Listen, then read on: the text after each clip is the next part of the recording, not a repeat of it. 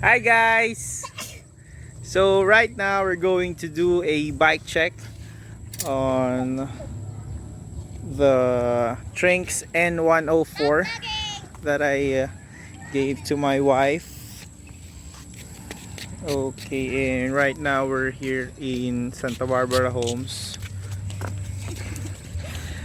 I'm with my nephews Hello guys. and my wife. Hey guys. And here's the Trinx N104 that we're going to do a bike check right now.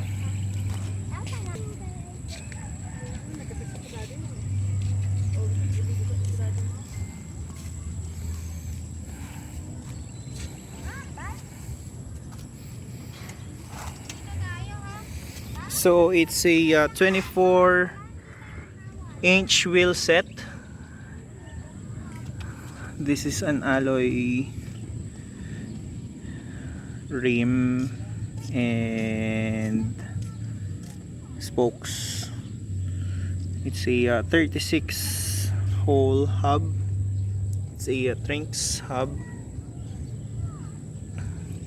The brakes are mechanical disc brakes, quick release hubs, and that's the mechanical brake. It's X.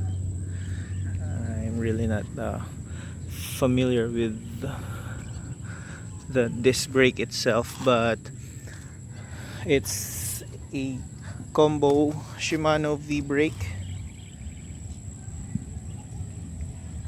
So usually if it's mechanical brake, it has a combo shifter brake. You have a steel handlebar, you have an alloy frame,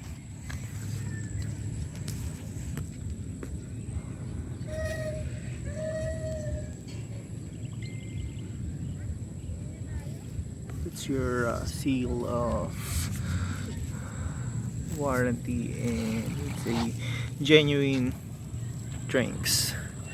So it uses a Jaguar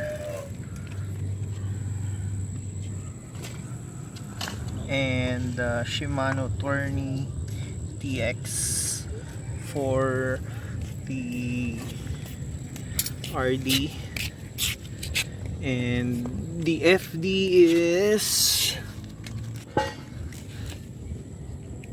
generic. Generic guys. And it uses CST jet wheels. It uses CST interior as well, so the inner tube is CST also.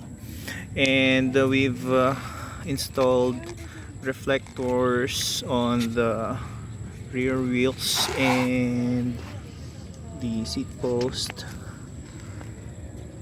and we've also installed a well, you've got a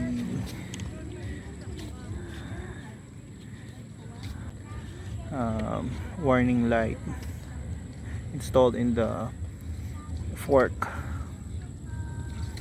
And what else do we have here? And of course a gel padding for the saddle, since she wants it more comfy. So there you go, there's your Trinx N104.